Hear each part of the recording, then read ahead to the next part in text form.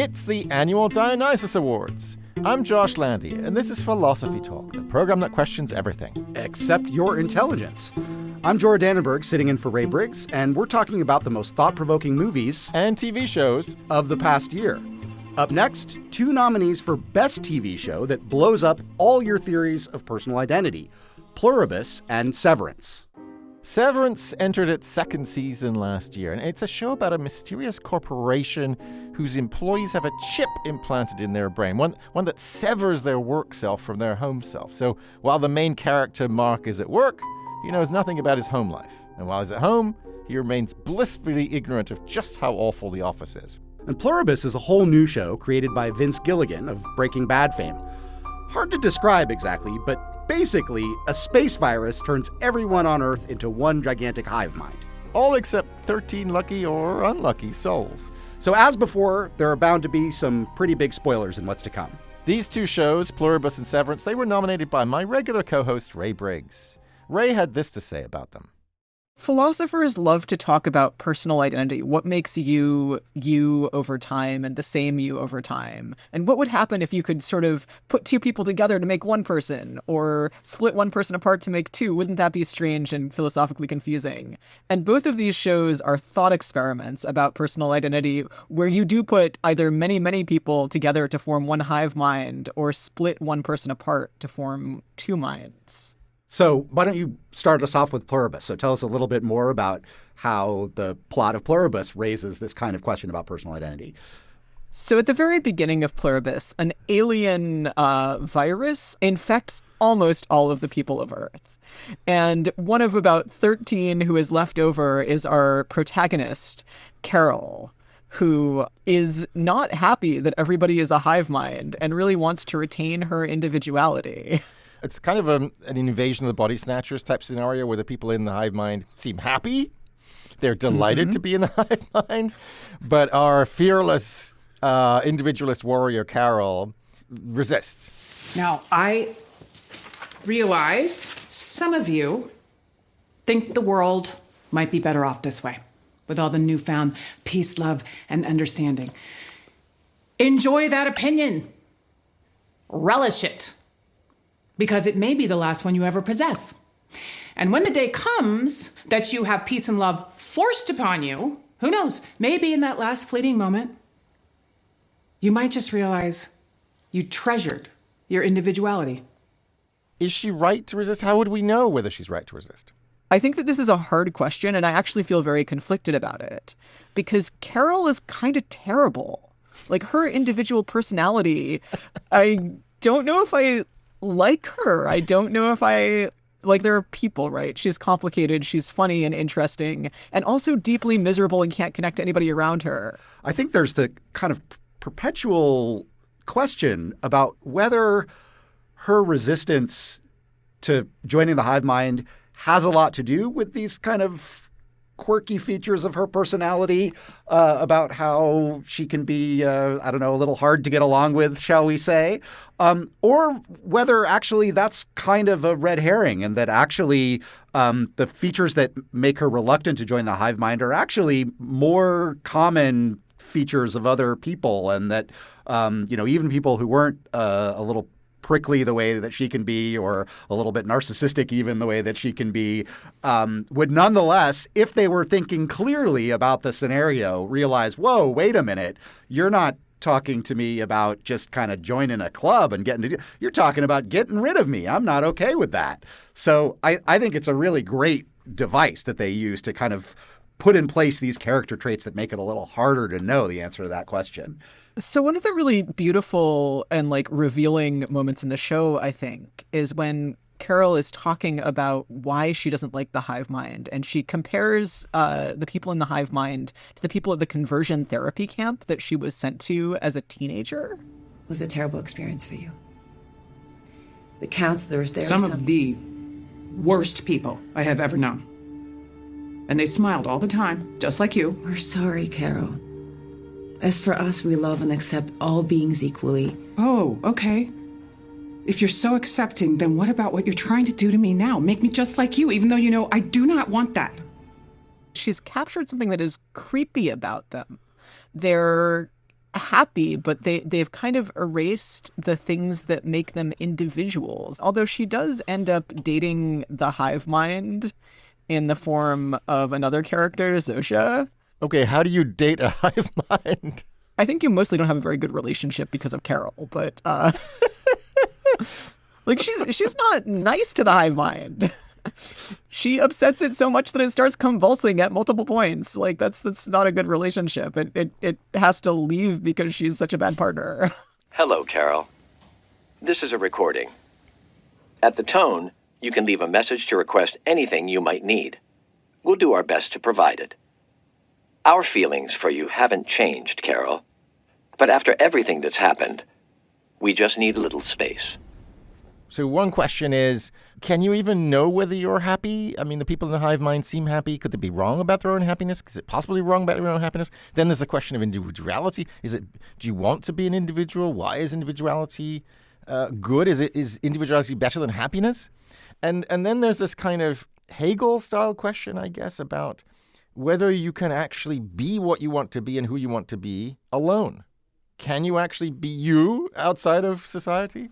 Yeah, I think that's the thing, is that the individuality of these characters, like there's an important separateness from others that they're really onto, but they think of themselves as more separate than they really are. Like, Dionysus almost dies because he's trying to, like, make his way through the jungle by himself. And then the hive mind rescues him and takes care of him in the hospital and lets him pretend to pay. Well, and just like Dionysus sort of needs the members of the hive mind for, sort of medical and material support, I think one thing about Carol that becomes clear is she needs an audience, right? I mean, she's an author and she needs an audience, and she's got to have somebody there to, I think there is this nice kind of Hegelian thing. If there's nobody there kind of recognizing her for who she is she really anybody at all? Do you like my books? Oh, we love your books. What do you love about them? Everything.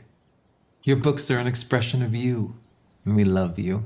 Need you to be more specific.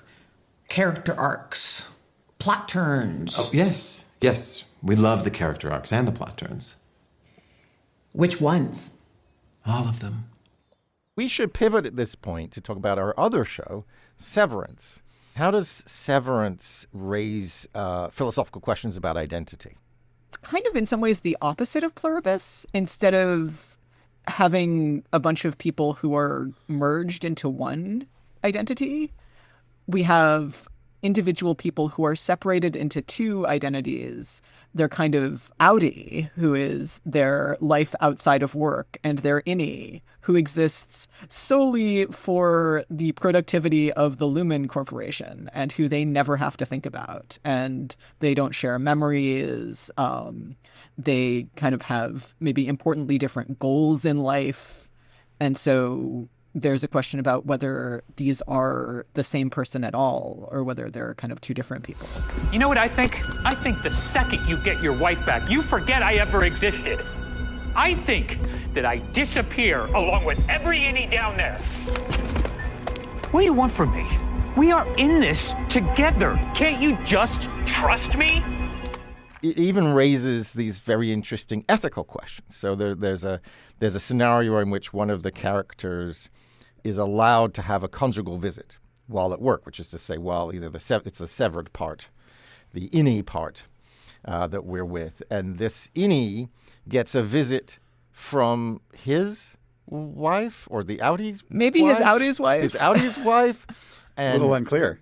They sleep together, and so then the question is this wife cheating on her husband?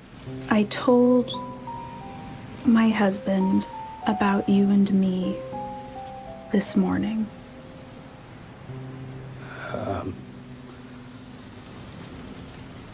Was he glad for us? No. She hides this conjugal visit from the outie, which suggests that she feels like it's cheating. But then I guess there's a further question. Like, maybe for a lot of things, if you feel like it's cheating, it's probably cheating. But I guess it raises the question whether we should think about personal identity being guaranteed by the body or by the mind. Because if it's your body that makes you who you are, then maybe we would think she's not cheating. She's with the same person because it's the same body. But if we think, no, it's actually the mind or something about the mind that makes you who you are, and clearly the innie seems to be living a very different kind of mental life than the outie, then she is cheating. So do our intuitions about whether or not she's cheating kind of track our intuitions about what it is that makes you you? My intuitions come down pretty heavily on the side of it's the mind and not the body that makes you you. Like, that said, I think like it's a little bit ambiguous, again, partly because it's ambiguous how much bleed through there is from the mind of the innie to the outie, because there are these like weak, hard to stamp out psychological links that might come from just being in a body and having your body be the mechanism by which you remember things and feel emotions and understand things. But suppose you could get rid of all that bleed through. You could be really confident there was no psychological bleed through whatsoever. Do you think an outie, upon hearing about some of the things being done to their innie, should basically regard this as, oh, that's not going to happen to me? Or should they, even though they know that they're kind of not going to remember it's having happened, should they think, oh my God, I'm going to go to work today and they're going to torture me, or they're going to chain me to the copy machine or something. And worse than that, I won't even remember. Is that just that person's just philosophically confused if they think about this as a really unfortunate thing that's happening to them while they're at work? No, that's fair. And I do think they should be upset. And in fact, there's a character who her outie is not upset by this. So this is Helena/Helly, who is part of the Egan family that runs the Lumen Corporation, and decides that she loves this corporation so much that she'll get severed herself and she'll create an innie, and then is horrible to her innie and tells her innie, you're not a person, and doesn't let her innie quit, even though her innie is so miserable that she tries to kill herself at work. I am a person. You are not. I make the decisions. You do not. And if you ever do anything to my fingers, know that I will keep you alive long enough to horribly regret that. Your resignation request is denied. I think this is morally questionable. Like, if the innie really is separate from her, then like that's not an okay thing to do to another person. But it's also kind of questionable because it's something that she's sort of doing to herself. So maybe I want to back off on this. Like, that sounds a bit like Immanuel Kant, right? So Immanuel Kant thinks you can't even use yourself as a mere means, right? It's not just you're not morally allowed to use other people as a mere means, exploit them, manipulate them, enslave them, and so on. You can't even do that to yourself. Is that how you read that scene, or the series of scenes where you have a character who's desperate to get out, who's desperate to be released, begs her outie to set her free, and the outie says no? Is that outie kind of failing a Kantian moral test? It's definitely true that they're using someone as a mere means, and that seems like failing a Kantian moral test. And then there's this question, like, is it themselves or is it somebody else? And I think Jorah is right that like those scenes push very hard the intuition that it is in fact the character's self, or at least raise that as a possibility. They know everything we're doing because Helena told them everything we're doing. That wasn't me. Mark, look, I'm not her. I'm not. I'm me. Helly. And how do I know that? All right, so we've got a decision to make here. We've got Pluribus and Severance, both of which are up for best TV series that blows up all your theories of personal identity. Ray, what's your view about which one of those two should win? I think I'm going to vote for Pluribus, partly because there's more of a moral puzzle about whether to undergo this tricky procedure. I think in Severance, the answer is obviously no. The Lumen Corporation is evil and going to ruin your life. But in Pluribus, I find myself genuinely unsure about whether I would want to join the hive mind or stay myself. What do you think, Jorah? I feel pretty confident that I would not want to join the hive mind. I don't feel like it's a big dilemma for me. But actually coming up with a sort of morally justifiable rationale for refusing to do so strikes me as harder. So I agree with Ray that one of the things that makes Pluribus maybe the winner here is that it's the more morally challenging of the two shows. But I might locate the moral challenge in just a slightly subtly different place. So, the 2026 Dionysus Award for Best TV Series that blows up all your theories of personal identity goes to Pluribus. You want a drink? You want a drink? We'll have one if it pleases you. We think we want. Would it kill you to say aye?